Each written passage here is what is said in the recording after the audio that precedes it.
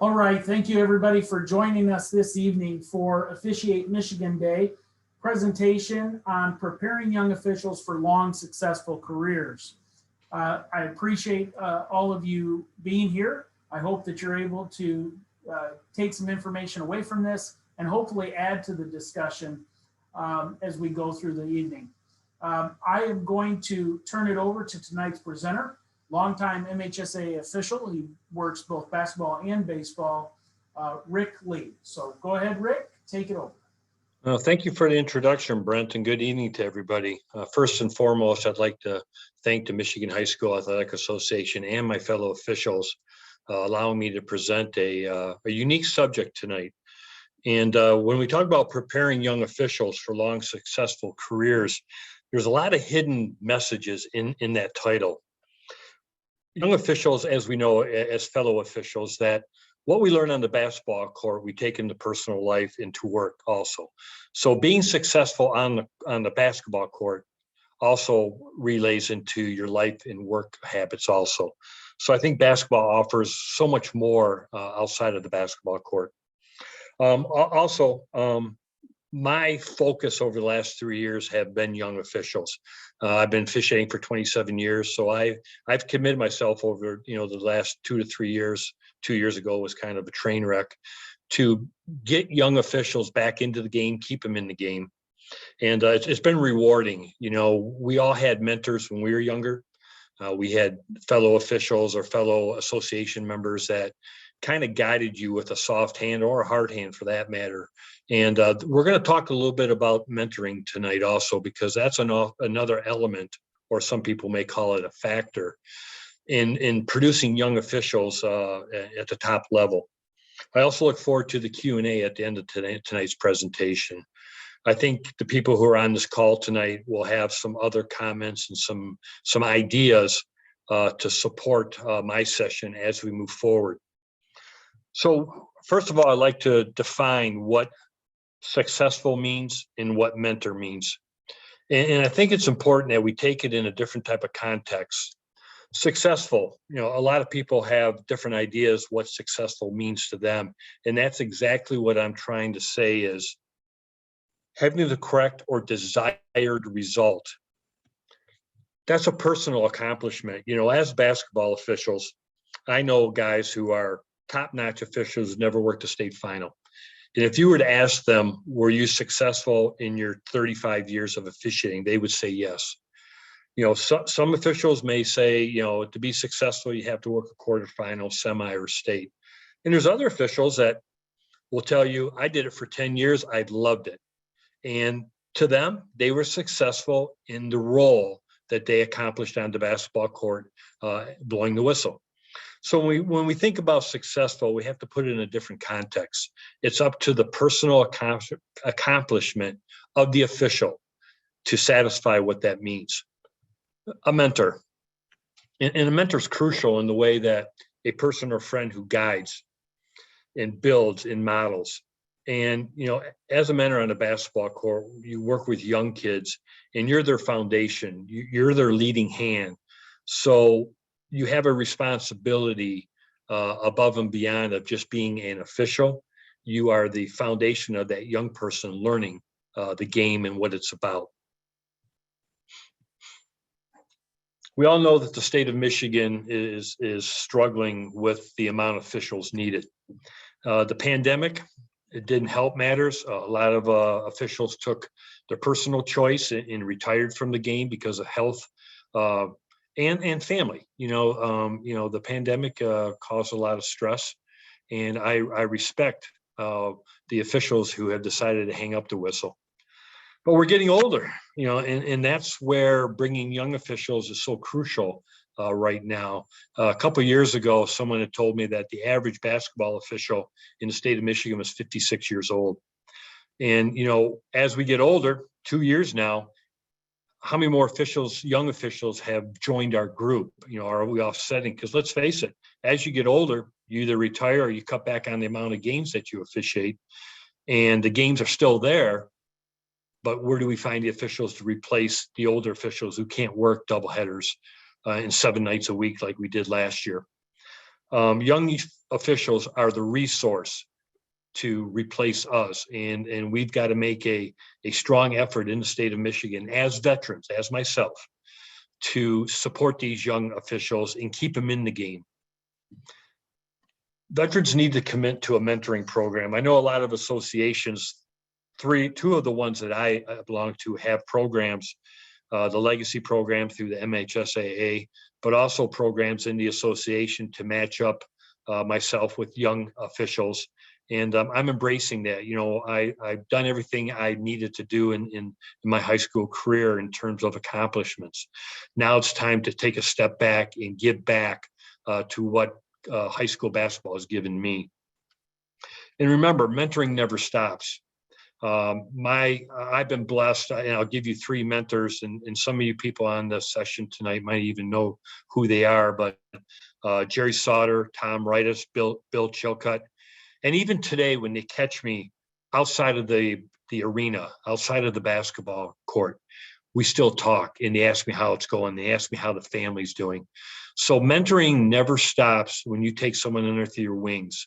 So, you know, we've got to step up as officials and find a way to keep these young kids moving. And the burden's on our shoulders.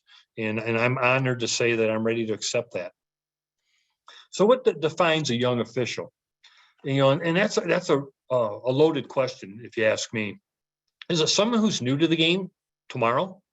Or maybe it's an official that has 5 to 8 years experience, but hasn't been mentored or hasn't been instructed correctly, and they're getting frustrated. So young officials, to use that terminology, you know, we can expand it depending on how you want to explain it. How about former officials that left the game? You know, 5 years ago, a lot of officials just got tired of spectators, got tired of coaches, you know, didn't get the backing they needed to enjoy the game. So they left.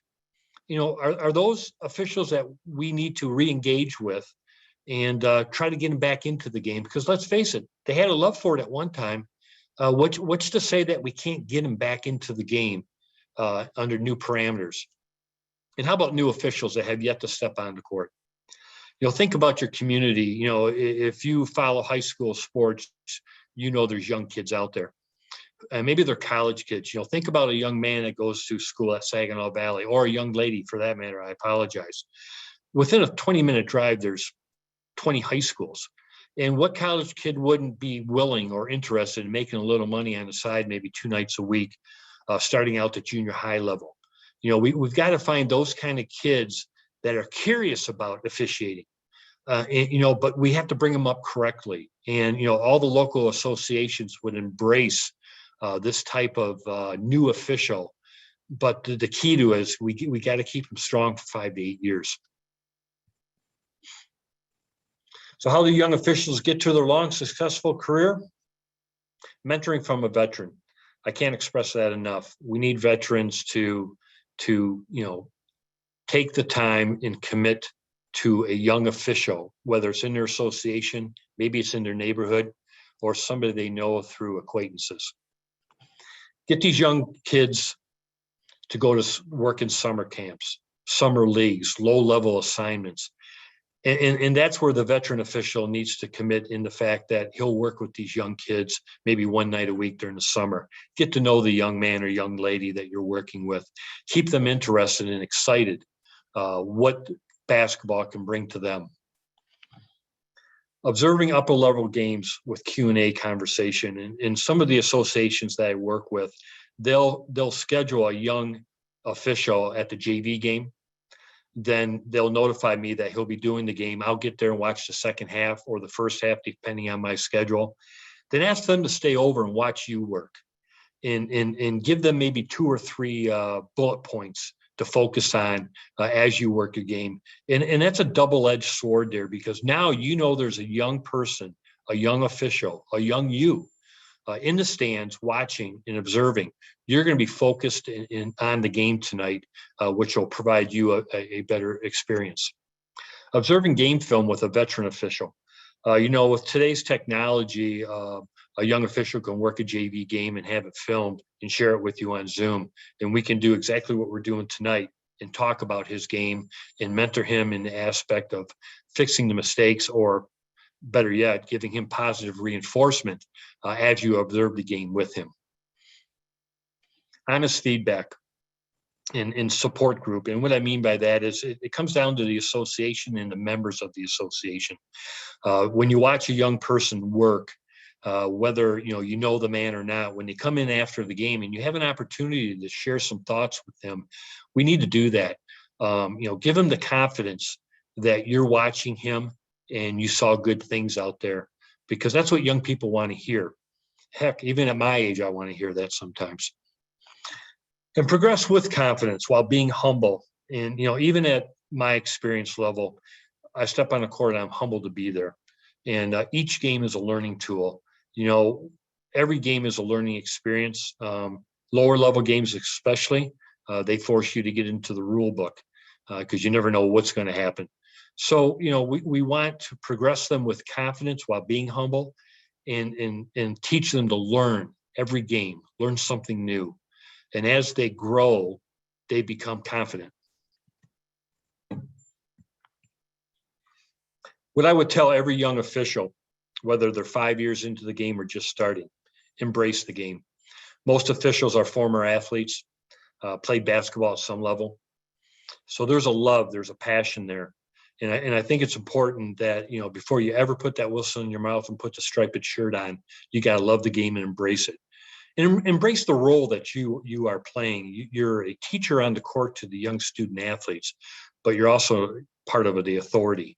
So, you have to be confident with that, but also respect it also. I remember Mr. Sauter telling me one time, as I was moving forward through my career, that he said that the faster you move up, be careful because you can come down just as fast, as not faster. In today's situation with officials in Michigan, a lot of young officials are working varsity games because they have to. There's just no other bodies out there. And, we have to protect them young kids. It's not their fault. During my, first 7 years, I did a lot of freshman JV. I earned my stripes. And Mr. Sauter always told me to just be patient. Your time will come. And, that's where we're at today, is the patience is being sped fast, very fast to the young officials. And that's where we need to step in and be that pillar to protect them. Again, commit to learn something every game. These young officials, I would tell them, walk out there and expect to learn something. Learn something because you're going to become a better official when you do. And I know it sounds kind of quirky, but there's a lot of truth to that. Understand the 4 elements of the game. And when I break down the 4 elements of the game, I'm referring to personnel. 1 and 2 and 3 and 4 belong together. And the reason is the student athletes, they're out there to learn, they're out there to have fun, and they're out there to understand competition, because let's face it, competition doesn't start and end on the basketball court. We go to college, we get jobs. Discipline doesn't end. You got, when you grow up, you get married, you have family, you have work responsibilities. So that's the main element as an official that must be understood, that these students are out there to learn. The official's role. I mentioned earlier that you're an authoritative figure, but you're also someone who needs to communicate and understand. And understanding, what kids are doing out there and what their primary role is important as a young official. Because let's face it, some young officials aren't that very far out of high school already. So, they can be perceived not as a mature adult, and officials have got to recognize that role when they put the whistle in their mouth and put that striped shirt on. 3 and 4 are a little bit different. And when I talk about the 4 elements of the game, coaches are not involved in every second and every minute of the ball game like an official and a student athlete is. Coaches are there to guide. They're there to control and to monitor. And I got to admit, last year was a great year for coaches. I think that the appreciation level of what the pandemic brought to the state of Michigan, student athletes and coaches were unbelievably grateful every time we walked on the court. And, that's what, an official has got to understand, that they're there to guide the kids, but they're not there to be part of the game when the clock starts. And last but not least, spectators. This year was pretty good. But 5 years ago, one of the biggest reasons officials got out of the game was the unusefulness of spectators and their voice of displeasure in the stands. And I think a lot of ADs have grasped the understanding that the officials are not free game when they step out there. And I applaud any athletic directors that are on tonight's session. So those 4 elements need to be understood as a good official. And when you work with young adults and officials, you have to recognize and get them to understand that is a crucial part of the game. Stay grounded, work hard. One of my elements of my success is I work hard in the game. I feel that if the kids are working hard, the coach is working hard, then we owe it to those 2 elements to work hard also. But stay grounded, stay humbled. You're part of the game, but you are not the game. So mentoring, what do we offer? And when I say mentoring, a mentoring official could be someone who's worked 10 years, 15 years. I think a mentor is built about confidence. I feel, and some of my fellow officials in my area who are my age are ready and confident to lead these young officials in our territory. You're a teacher, but you're not a teacher just on the basketball court. To be a mentor, you have to be a teacher outside the basketball court. We have to understand that family comes first, your job comes second, then officiating comes third. And, teaching the X's and O's are one thing, but teaching the psychological aspects of being an official and a parent and a husband or wife and being a employee also play a role. You're a protector. And I don't take this lightly. You take 2 veteran officials and a young official that maybe the coaching on both benches have never seen before, but he looks young. You know who the first one they're going to go after. So we have to be willing to address that. And I know, some officials get caught up on the ratings and things like that, but if you're going to commit to working with young officials, you have got to be able to protect that person. And I'm not saying by going into his area and making calls, but to keep the wolves off of the sheep when they're on the court. You're a role model.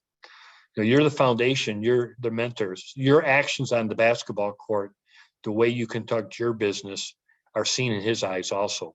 So as he grows with you, the perception of what is acceptable on and off the court is part of his DNA when you take this commitment. You're a guiding hand. Sometimes it has to be stronger than other times, but lead them positively. You're a soundboard. I have found that young officials, they're very delightful in the way they think, and I say that with a smiling manner. Young kids think differently, so when they want to share with you, even though all my years of experience, I listen because they bring a different aspect and a perspective to officiating. You're a big brother, big sister. They're going to ask you questions. They're going to throw things at you. You're not a counselor, but you also got to have the positive reinforcement if they're having a bad day at work and you're driving to a game together. You've got to get him over that hump and get him focused on the task at hand that evening. So that's where I bring the big brother, big sister type of mentoring into the picture. And last but not least, you are the foundation. You're going to be the building block when you work with young officials as they grow and get stronger and get better and become accomplished. I take that task with hearty hands. I look forward to that. So be the protector. Work lower games with the officials. Slow growth is important as these young officials become accomplished and successful. Provide honest feedback while being positive. It's important that these young individuals feel that they're doing a positive accomplishment every night you work with them. And at times you got to have tough love. I worked with a young boy last year, and I don't want to say young boy, but he's new to the game, 5 years, and he decided to have a conversation with a fan in the stands, and then he tossed him. And, you know, my honest, tough love to him was, that's not your job. Your job is to focus on the court, allow the athletic director to do his job. And so when I talk about tough love, that's an example of what I mean by that. Embrace their comments and feedback. I touched back a little bit earlier on this subject, and let them tell you and let them give you some ideas and some feedback on their accomplishments in the game that evening. Learn from young officials. Education never stops. My goal when I walk on the basketball court, no matter who I'm working with, is to learn something new. And it might be a mechanic of the official that I noticed that I want to put into my repertoire, or something that happened on the court that, you know, was kind of odd. You got the ruling right, but now that's in the back of your head for future. And last but not least, before my session is done this evening, you got to let them fly. They got to leave the nest, but still be their mother hen. Reach out to them occasionally. You know, there's officials now that I haven't seen in 10 years, and I still reach out to them and ask them how they're doing. You know, they might have relocated. They might have, you know, got out of officiating, but they're, you know, it's kind of a fraternity, sorority type of group of officials. And you never stop being a friend to them. And so, you know, let them fly eventually, but make sure they're ready to fly. In our association, we have kind of a conversation with the assigners to let them know if these young officials are ready for varsity. And if they are ready for varsity, we make sure that they're, you know, surrounded by veteran officials as they grow their wings and to get to the point where we don't have to worry about them anymore. So, you know, in today's world, we've got to find that official. We've got to keep them engaged for 5 to 8 years, get them comfortable, get them confident, then let them go on their own. Because let's face it, we're not going to be running every night, every day like we had last year, especially as we get older. So, you know, this is the end of my session. It was a short session. I appreciate it, but I look forward now to some Q&A from the people that have joined me tonight.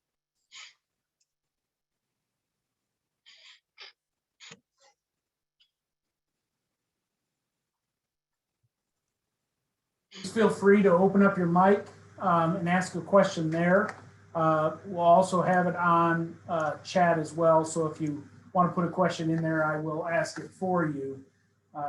But we're certainly open and would like to hear from the group as to first of all, whether they have any questions, but also what they see locally in their area of the state.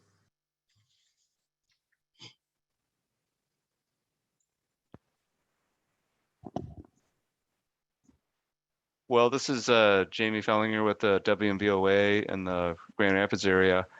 And I do have a question, if I may. Good evening, Jamie. Hey, thanks, Rick. And I kind of missed the slide where you talked about like younger officials, but I wanted to ask you and some of the other participants as well what their experience has been. Our association, we're specific for volleyball, and honestly, we struggle with a lot of like college age or like, you know, freshly like young 20s type officials. They just don't seem like mentally or emotionally ready for, you know, the fan contact, things like that.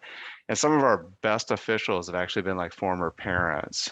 It seems like the MHAA is focused on like, you know, young student. And I'm just wondering if others have experienced that as well, or maybe we're not doing a good job mentoring. I just wanted to see if there are other comments or other feedback about that. You know, Jamie, that's a great question. You know, basketball and volleyball is a little different in the pool that we can choose from, because basketball is so physically demanding. And I think that's where I'm over in between Flint and Port Huron. I work around the Flint area, around the metropolitan Detroit area, plus also up in the Thumb. And we have found that a lot of kids that are going to community colleges are getting into officiating, and they're former athletes, male and female, by the way. And, you know, the money that they can go out and work a triple header. I've been blessed physically that, I can do a triple header. And that's what's happening in our area in basketball. There's just not enough officials to cover all the games. So these young kids are coming in and, we get to work 2 games with them before we get to the varsity level. And they're surrounded by 2 veteran officials. So to me, I mean, what I'm seeing is college kids gravitating towards this. When they come home for Christmas break, and in baseball, when they come home in springtime, they have another month of the season. So I think young kids in the terms of basketball physically are gravitating towards the officiating part of it. We probably have 4 kids in our association that are college students, but also blow a whistle in the evenings. Now, to say, are we doing anything better than you? I don't know, because I don't know, with basketball, there's some specific criteria in terms of the physical ability. And, I find it interesting that you have parents getting into volleyball. I don't think I have one parent. I take that back. There is a couple parents, their kids graduated, then they got into basketball afterwards, after watching them play. I hope that answered your question, Jamie. It did. Thank you.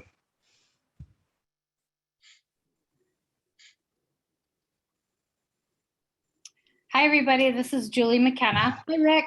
Hey, Julie, tell Pat I said hi, will you? Okay. He's probably on the golf course. No, he's in the other room. So Jamie, I actually do volleyball also, and I assign volleyball. And some of the little things that I have parents of former players also, but I do that on purpose. So one of the things I do at the end of the season is I ask the coaches, when's your banquet? When's your volleyball banquet? And I ask them if I can have just a few minutes. I won't take away from your banquet. I'll just, do a little thing. And I go in and praise them for whatever happened that year, whatever is going on. And I just kind of tell them, you kids, this is a great way to earn a living while you're going to college. You work on your weekends, it goes around your schedule. And then I tell the parents, you're an empty nester, we could use you. It has been pretty good, hit or miss successful. It's just, you got to keep at it. Another silly thing that I do, Jamie, is when I'm out and about in the public, some girl sitting next to me, I go, so where'd you go to school? And she tells me, and I said, what, did you do sports? And she said, yeah. I said, what do you do? Well, if she did basketball, I say, we ever think of officiating? Or if she did volleyball, I said, you ever think of officiating? And they'll, a lot of times will say, I have, but I didn't know what to do. I didn't know how to go about it. And I go, well, let's talk. Let me see if I can help you. So I think that when you're an assigner, you're officiating, like Rick and Jamie, it sounds like you too, and whoever else is on here that I haven't acknowledged, I'm sorry. You always have to be looking and talking, and then when you do get them in, you have to stay with them. You have to say, how'd it go? How'd that game go? Go with them. Like Rick said, drive with them. My legacy officials were on the way to the game, and I say to them, just so you know, I'm not judging anything you do tonight, anything. You're just going to go, and we're going to see how it goes, and you're going to have fun. And they go, oh, because, they're just kids.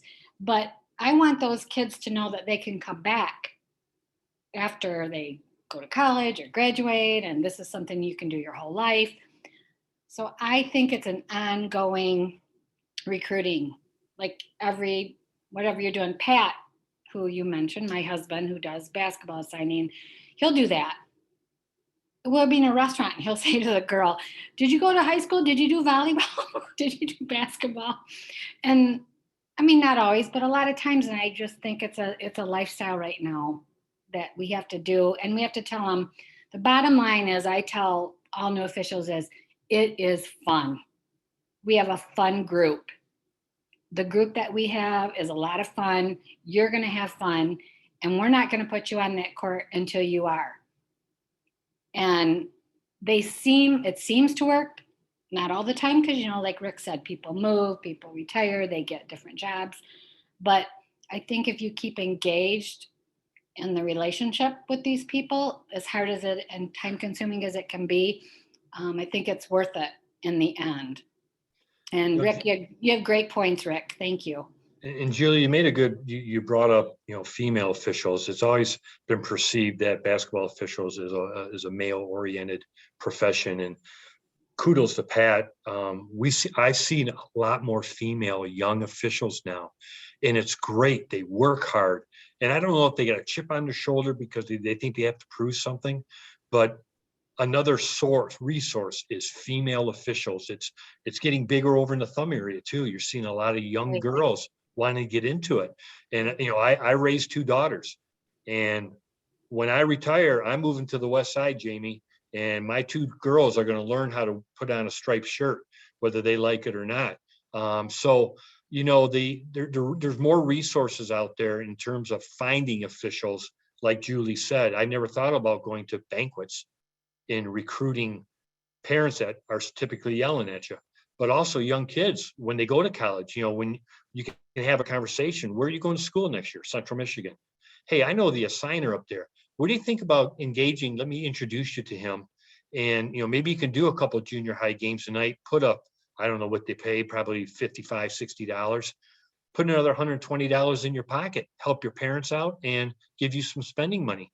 So, there's more resources now as the associations like Julie and Pat are focusing on young officials to replace not Julie, she's young, but Pat and I.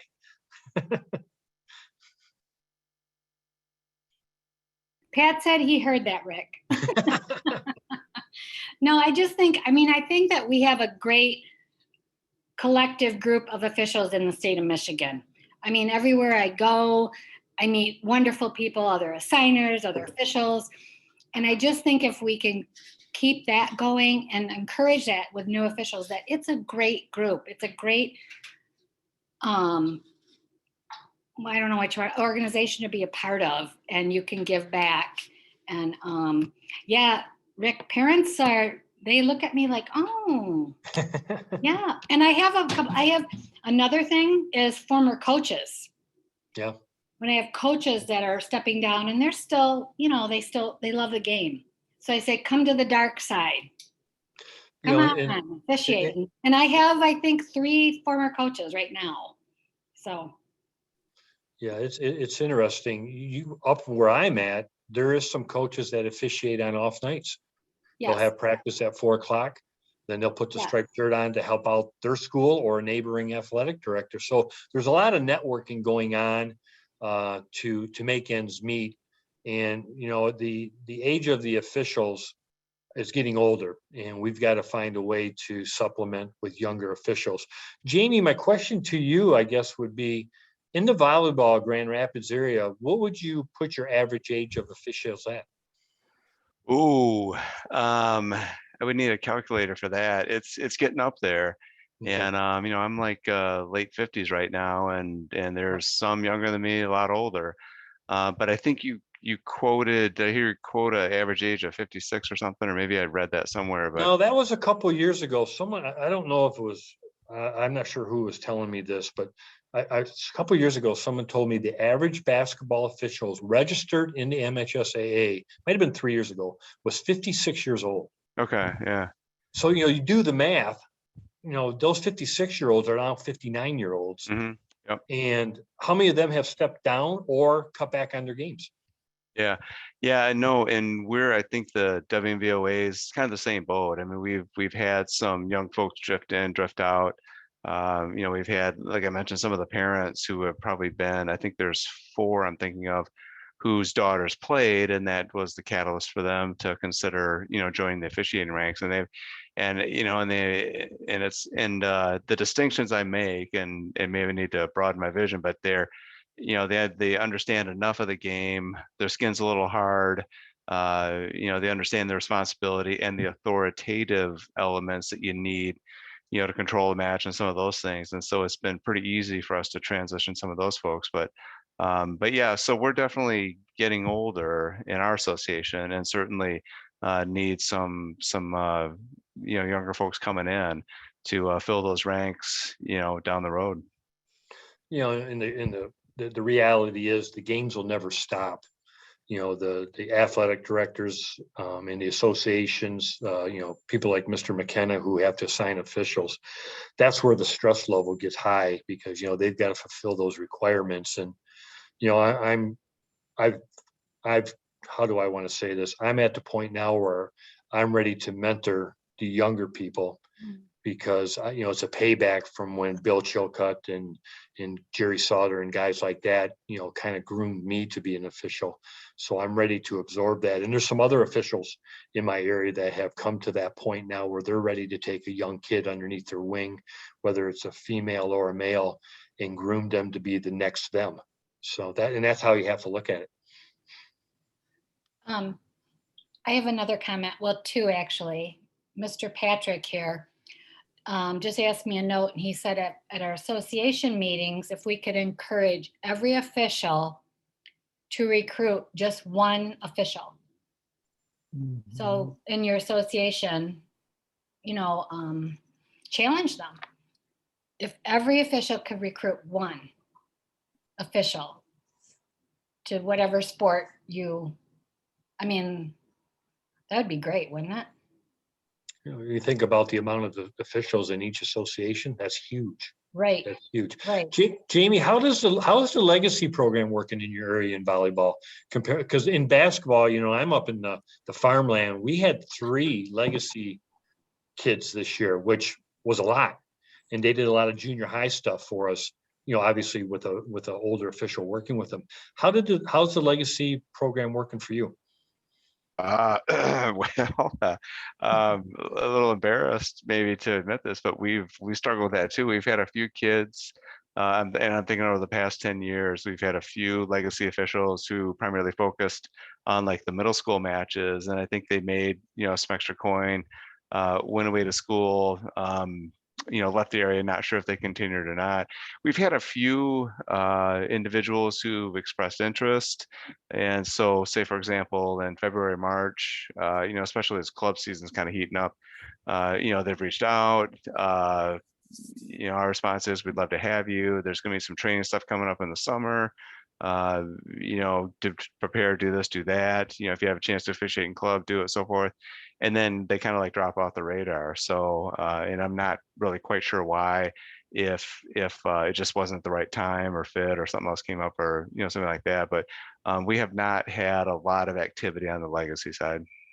One of the blessings that we have seen that high school coaches are working their practice schedules around these kids so they can get out of the gymnasium and get to their contest in time. Or some of them, you know, some schools up here start their junior high games at 4:30. So they'll run late practices on those nights so the kids can, you know, experience it. And so, you know, and when you work up in the Thumb area, all the ADs are pretty close. They're all kind of networking together, trying to figure this out. And we've got some great athletic directors who are pushing and embracing these young kids to get involved. Jamie, I understand what you're saying about the legacy program. I just want to kind of share with you what I do, or what we do, is not last year, of course, but the year before I had 14 legacy officials. And because of that, I like to take them under my wing, but I can't do every one. But it helps the other people in my association get involved, because I say, I need you to, you know, who wants to help me? And then they feel of worth.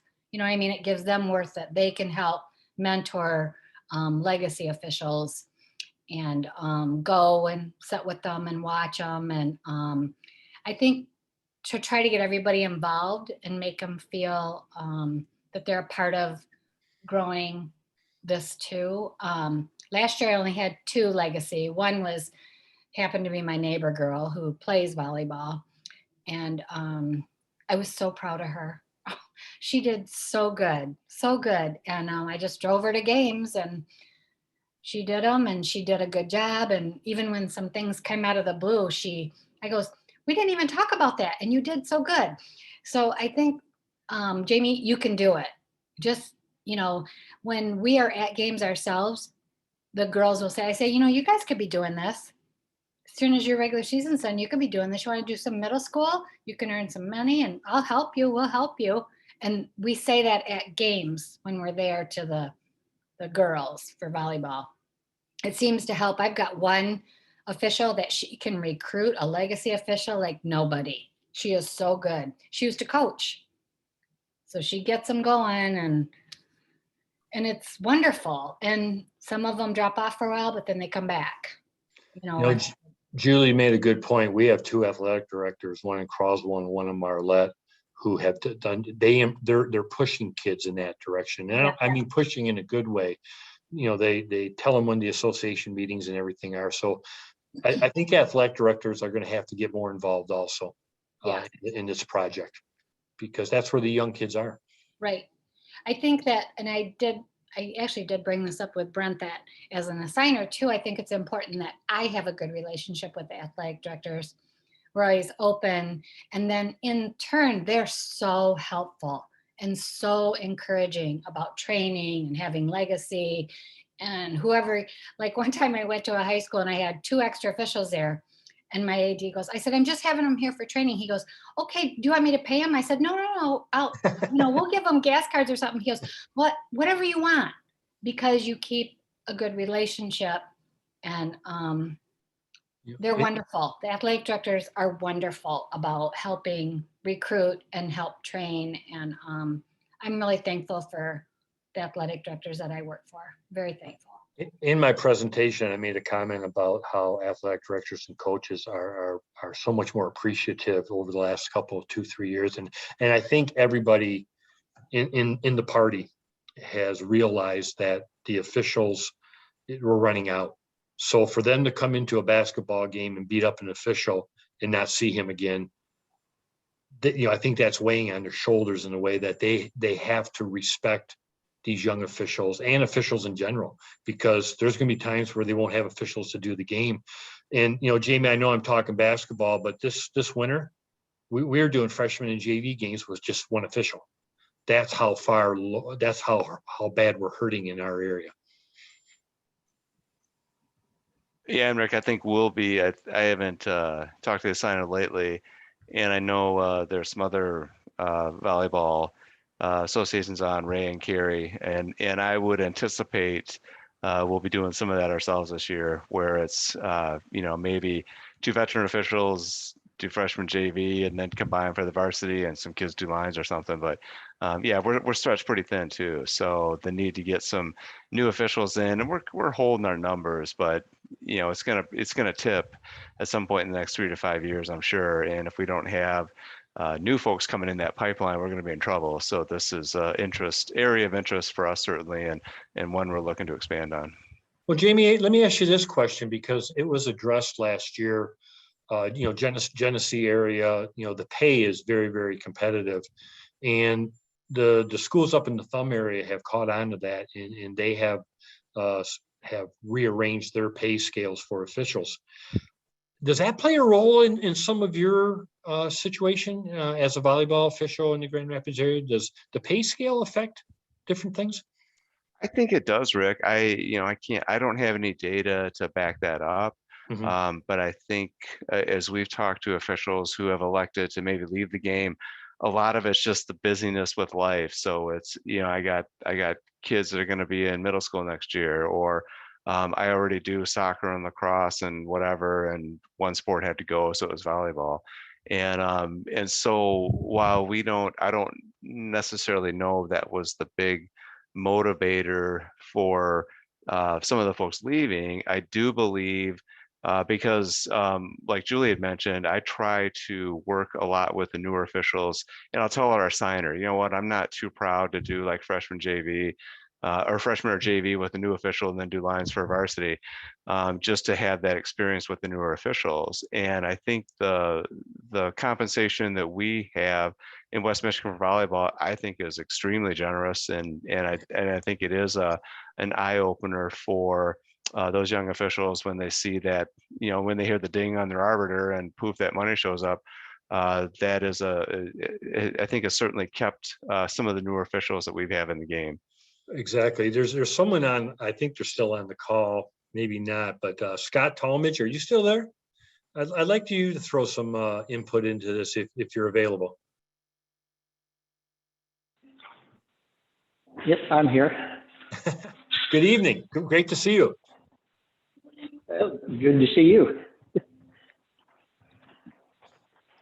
So I'm actually still at work, so I missed what the question was. So if you could just repeat it for me.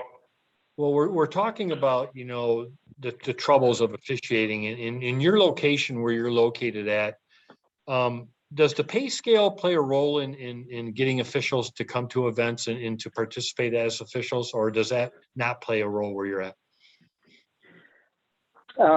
It has gone back and forth over the years, especially over here where we have, and in my current officiating career, I'm running strictly football. I used to do football and soccer.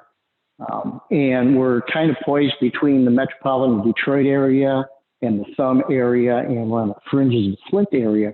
And there were officials who would look to go to the schools that paid more, which meant more times than not, they were going towards the Metro Detroit area.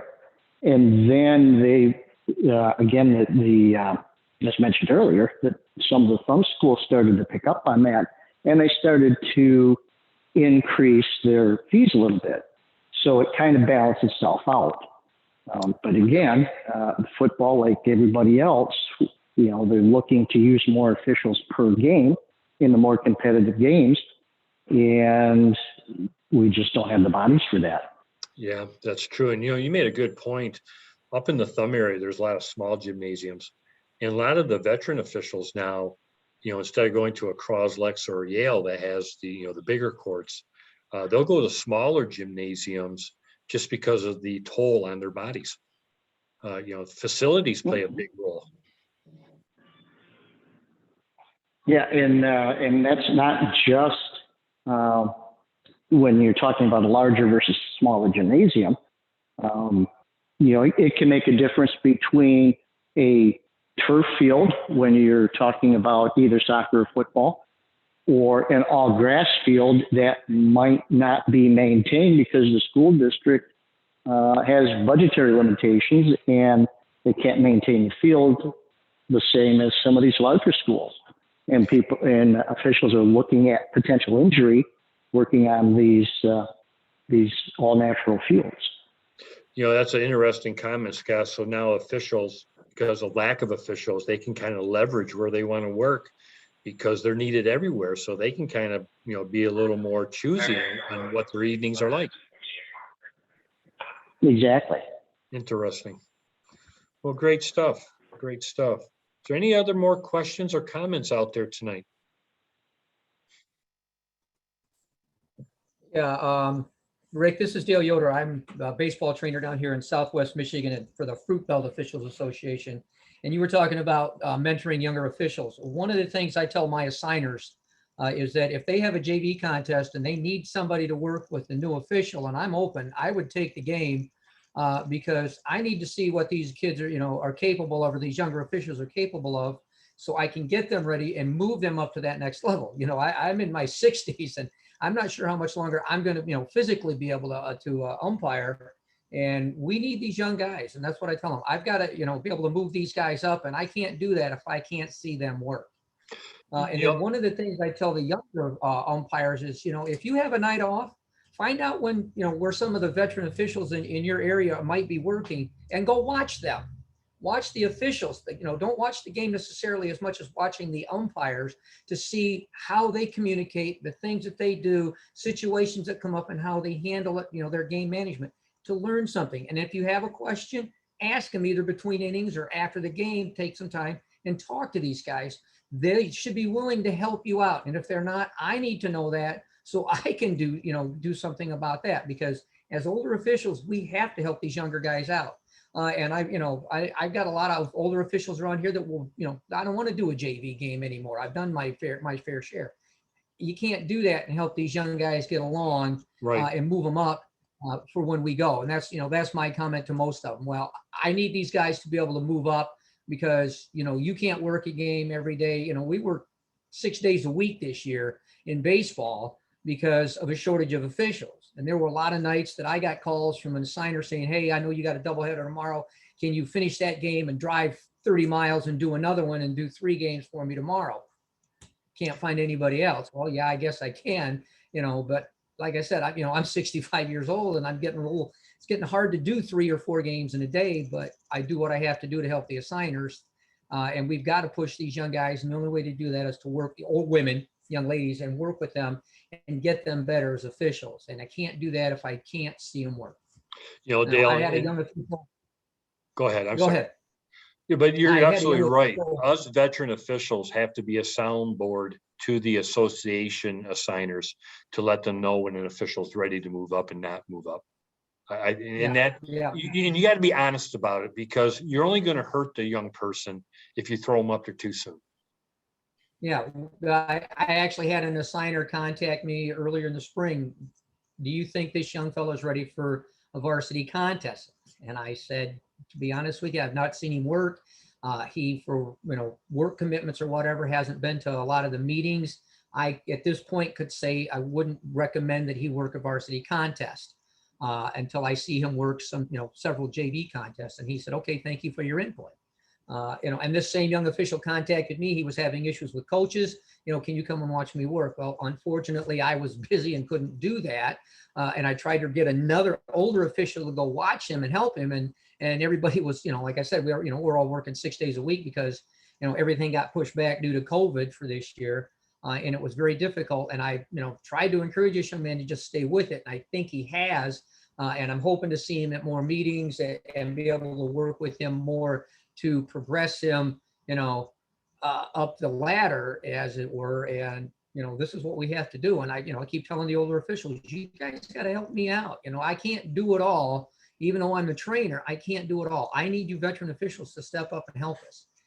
And sometimes it works and sometimes it doesn't. Yeah, and that goes back to the commitment of you. being a mentor. You've got to give up some things, give up some of your glory days and step back and give back to what somebody may have gave you earlier in your career. So when you say you're down in That's what I try to do. When you're in the southwest corner, are you down like Mattawan area or further southwest? Yeah, I'm in Berrien County, St. Joe, Benton Harbor, Stevensville. Okay. I do get to Mattawan occasionally to do games, but yeah, that area. It's the Fruit Belt Officials Association. There's also the Southwest Michigan Officials Association, which is based over in Cass County, Tallmadge area. And we do our meetings, our baseball rules meetings jointly with the SMOA. And it's hard sometimes to get guys to, we did a lot of Zoom meetings this year, like this one. And it's hard to get some of the older guys. Like I said, that's my frustration. It's getting the older guys to help move these younger guys up. They're not going to take your place. We just need the officials. Yeah, and, you're absolutely right. And I can attest to, Pat McKenna, whose wife was on our call. He would take a young official and put him with 2 veterans. So he wasn't setting him up to fail. He sets the officials up. He sets them up to learn. And us going in. For me. Yep. And he would give us a. Go ahead, Dale. Go ahead. Well, go ahead. The assigners they give us a heads up who we're working with that night, so they know going in that we have a young person that's there to learn also. So it puts me and the other official in a different mindset when we step into the locker room that night. Exactly. Yeah, that's the same for us when we meet in the parking lot to get ready for the baseball game. I get a different mindset when I'm working with a young official. This is what you need to know to start. If you have questions, we'll talk between innings if we have a chance to clarify some, questions, points, whatever it is. And it works with a lot of the younger guys are very appreciative of that. Like I said, this year was frustrating because, we're working every day and didn't really have a chance to get to see a lot of young officials. And I believe the important message is to young officials as a veteran is don't be afraid to fail. You're going to boot a call. Right. We're all human. I boot calls all the time. I'm human. And you can't allow young kids to worry about that. Just go out there and call what you see. Yeah, and that's what I tell them, you know, I've made the same mistake, you know, and I make mistakes even now, you know, I'm doing this for, you know, 33, 34 years, but I'm still going to make a mistake. And I learned from that mistake. And my job is to help you learn from yours that, you know, don't get down on yourself, just move on to the next call. We can discuss it at another time and figure out what happened and what went wrong and how to correct it. I have to do that for myself, you know, and it helps them to know that they're not alone. Even veteran officials will kick a Oh, yeah. call during Yeah, a we're all game. human. Exactly. Great. Well, thank you. Well, thank you for your input, Dale. I appreciate it. And by the way, the reason I mentioned Mattawan is I have a daughter that lives in Mattawan. So that's what I was saying. Ah, yeah, I get there every once in a while. Great, great. Well, Thanks. great.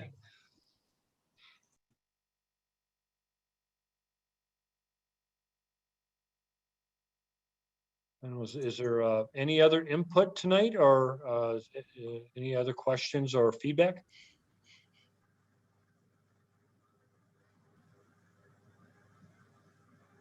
All right, I'll jump in here. Doesn't look like anybody's put anything more into chat for questions. Appreciate all of the input and discussion. Appreciate you, Rick, for presenting this evening. This presentation has been recorded. It will be released on July 31st with a number of other presentations that we have. We have a few more still in the hopper over the next couple of days, so we are working through them. I appreciate all of your participation in this continued unusual year, but I feel like we are moving forward and we are progressing and proceeding as if we are back on track. So happy to get the last 18 months behind us, but this was kind of the last remnants of that. Officiate Michigan Day is always better when it's in person, like so many of our other meetings and trainings that we do. But we appreciate all of your participation in this virtual event. And thank you again, Rick, for your willingness and terrific job tonight presenting. Brent, I appreciate you giving me the opportunity, and we appreciate all of us, everything that MHSAA does for the officials and the kids. Sounds good. With that, everybody have a great night and a terrific start to your seasons. Thank you. Take care, everybody.